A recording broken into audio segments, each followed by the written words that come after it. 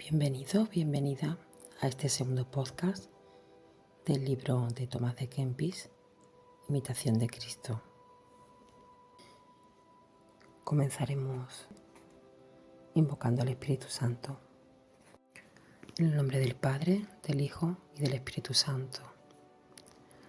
Oh Espíritu Santo, amor del Padre y del Hijo, inspírame siempre lo que debo pensar, lo que debo decir, cómo debo decirlo, lo que debo callar, cómo debo actuar, lo que debo hacer para gloria de Dios, bien de las almas y mi propia santificación. Espíritu Santo, dame agudeza para entender, capacidad para retener, método y facultad para aprender, sutileza para interpretar, gracia y eficacia para hablar. Dame acierto al empezar, dirección al progresar y perfección al acabar. Amén. Hoy os voy a leer los siguientes capítulos que están escritos en la pantalla. Capítulo 5 de la lección de las Santas Escrituras. El capítulo 6 de los deseos desordenados. El capítulo 7, cómo se ha de huir la vana esperanza y la soberbia. Y el capítulo 8, cómo se ha de evitar la mucha familiaridad. Os recuerdo que la edición que estoy leyendo es una edición de 1876 y la introducción del libro lo tenéis en el primer capítulo. Os dejo el enlace en el primer comentario de este vídeo, por si es la primera vez que me escuchas. Y bueno, solo comentaros que este libro son consejos para la vida espiritual.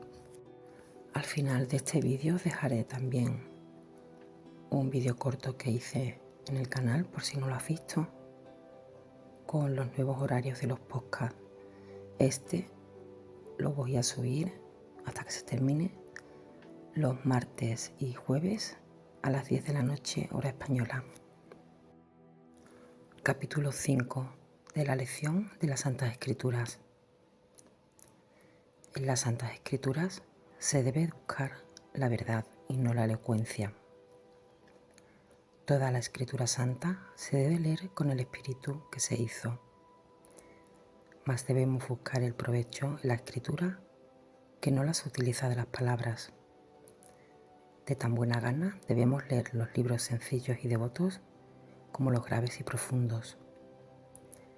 No te mueva la autoridad del que escribe, si es de pequeña o grande ciencia, mas convídete a él el amor de la pura verdad. No mires a quien lo ha dicho, mas atiende qué tal es lo que se dijo. Los hombres pasan, la verdad del Señor permanece para siempre.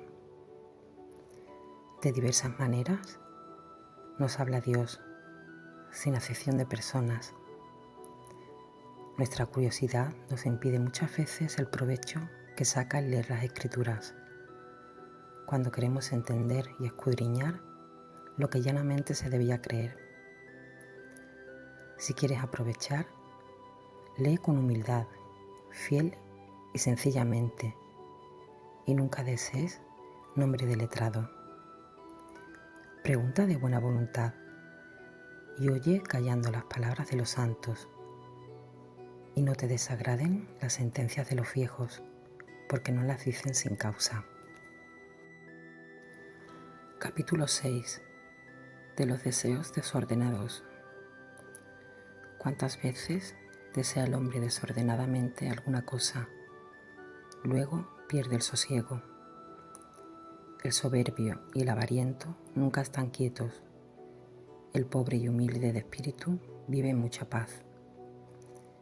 El hombre que no es perfectamente mortificado en sí, presto es tentado y vencido de cosas pequeñas y viles. El flaco de espíritu y que aún está inclinado a lo animal y sensible, con dificultad puede abstenerse totalmente de los deseos terrenos. Y cuando se abstiene, recibe muchas veces tristeza y se enoja presto si alguno lo contradice. pero si alcanza lo que deseaba, siente luego pesadumbre por el remordimiento de la conciencia, porque siguió a su apetito, el cual nada aprovecha para alcanzar la paz que buscaba. En resistir, pues, a las pasiones se halla la verdadera paz del corazón y no en seguirlas. Pues no hay paz en el corazón del hombre carnal ni del que se ocupa en lo exterior, sino en el que es fervoroso y espiritual. Capítulo 7. ¿Cómo se ha de huir la vana esperanza y la soberbia? Vano es el que pone su esperanza en los hombres o en otra cosa creada. No te avergüences de servir a otro por amor de Jesucristo y parecer pobre en este siglo. No confíes en tu ciencia ni en la astucia de ningún viviente, sino en la gracia de Dios, que ayuda a los humildes y abate a los presumidos. Si tienes riquezas, no te glories de ellas, ni en los amigos, aunque sean poderosos, sino en Dios, que todo lo da y sobre todo desea darse a sí mismo. No te ensalces por la gallardía y hermosa disposición del cuerpo, que con pequeña enfermedad se destruye y afea. No te engrías de tu habilidad o ingenio, no sea que desagrades a Dios, de quien es todo bien natural que tuvieres. No te estimes por mejor que otros, porque no seas quizás tenido por peor delante de Dios, que sabe lo que hay en el hombre. No te ensoberbezcas de tus buenas obras, porque de otra manera son los juicios de Dios que los de los hombres, y a Él muchas veces desagrada lo que a estos le contenta. Si tuvieres algo bueno, piensa que son mejores los otros, porque así conserves la humildad. No te daña si te pusieses debajo de todos, mas es muy dañoso que te antepongas a solo uno. Continua paz tiene el humilde, mas el corazón del soberbio hay emulación y saña frecuente. Capítulo 8. ¿Cómo se ha de evitar la mucha familiaridad? No descubras tu corazón a cualquiera, mas comunica tus cosas con el sabio y temeroso de Dios. Con los jóvenes y extraños conversa poco. Con los ricos no seas lisonjero, ni estés de buena gana delante de los grandes. Acompáñate con los humildes y sencillos, y con los devotos y bien acostumbrados, y trata con ellos cosas de edificación. No tengas familiaridad con ninguna mujer, mas en general encomienda a Dios todas las buenas. Desea ser familiar a solo Dios y sus ángeles, y huye de ser conocido de los hombres. Justo es tener caridad con todos, pero no conviene la familiaridad con muchos. Algunas veces sucede que la persona no conocida resplandece por la buena fama, pero su presencia suele parecer mucho menos. Pensamos algunas veces agradar a los otros con nuestra conversación, y más lo ofendemos, porque ven en nosotros costumbres menos ordenadas.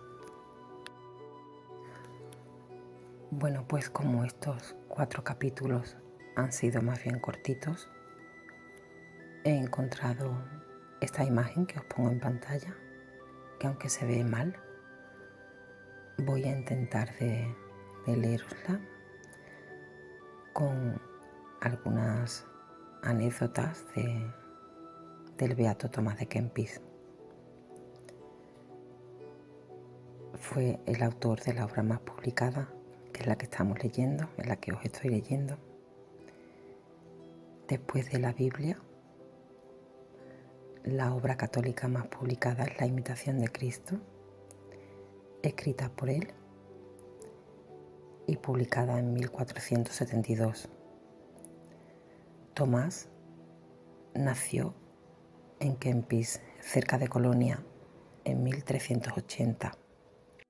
Una anécdota de su escuela espiritual es que perteneció a la congregación agustina de canónigos de Windesheim. Fue representante de la devotio moderna, corriente mística, afectiva y práctica. A sus representantes se les conoció como los hermanos de la vida común. En su vida religiosa estuvo en los monasterios de Holanda, Deventer, un centro espiritual, donde conoció a Florencio Radetzky, y el monasterio de Santa Inés de Zwolle. Fue ordenado sacerdote en 1413, fue copista